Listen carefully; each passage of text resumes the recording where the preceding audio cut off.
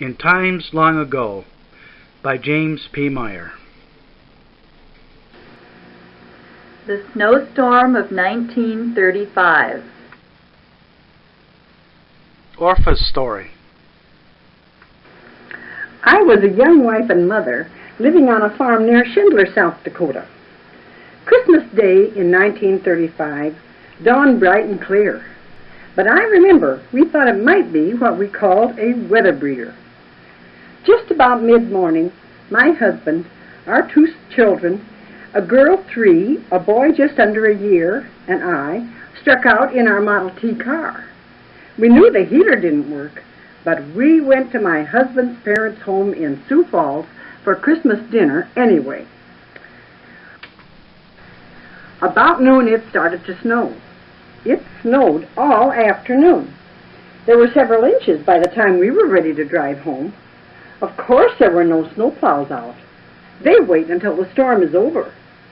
We had 7 miles to go. Our children were in the back seat, wrapped up in the horsehide robe.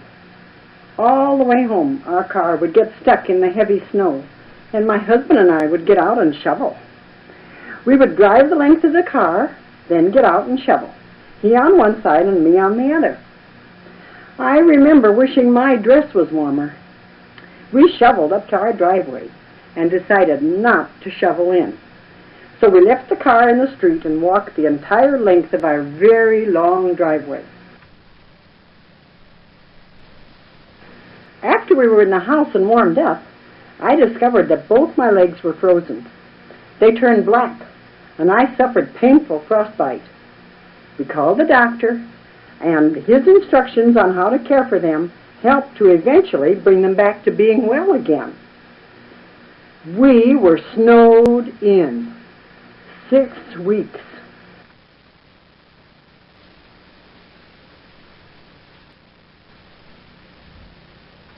Once the snow was partially cleared, so an ambulance could take a neighbor to the hospital.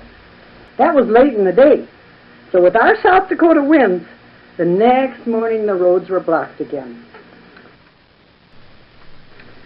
We didn't go hungry. We went stir-crazy. Once during the entire time, a neighbor trudged to the railroad tracks, caught a ride to Sioux Falls, and brought back staple groceries which were divided between us and other neighbors. We ate chicken. We butchered and ate a pig and a calf. But we didn't go hungry. It could have been worse, I'm sure. But we were so glad when we could get out again and live normal lives. When we could drive to Sioux Falls again, snow was piled up as high as 10 feet on each side of the road. Life in the 30s, after that storm, it was pretty dull.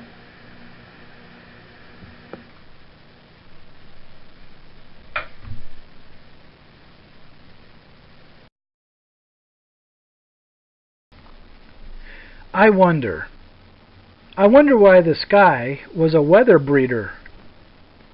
What did it look like?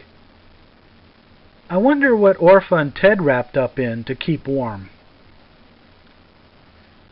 I wonder what Ted thought when contemplating the drive home after the snow started to fall.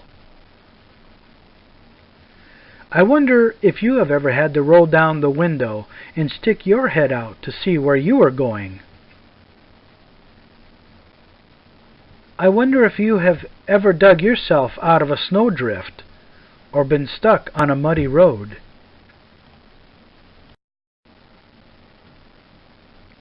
I wonder if Orpha's dress was made of cotton or wool. Would it have made a difference? I wonder how Ted reacted when Orpha discovered that her legs had turned black with frostbite. I wonder what the doctor told Orpha to do that cured her legs of frostbite. What remedies would you suggest? I wonder if you've ever been hungry for anything other than what you had. I wonder how high you have seen snow piled up alongside the road. Family Room Reflections. And when he got into the boat, his disciples followed him. A windstorm arose on the sea, so great that the boat was being swamped by the waves. But he was asleep. And they went and woke him up, saying, "Lord, save us! We're perishing!" And Jesus said to them, "Why are you afraid, you of little faith?"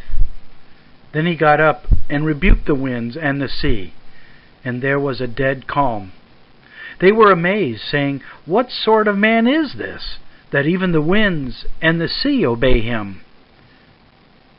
Matthew 8:23 through 27. Recollections. Where are you in these stories? Being caught in terrible storms and in the throes of danger is enough to make anyone call for help. The disciples' boat was being swamped, and they could have all drowned in the waves.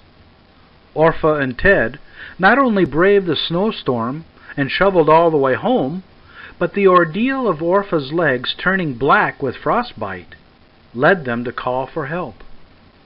In both stories, we hear where they put their trust in another. There are lots of interesting points in these stories. What struck you the most about them? Tell your story.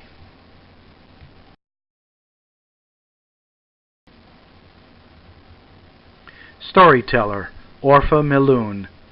Narrator, Jim Meyer.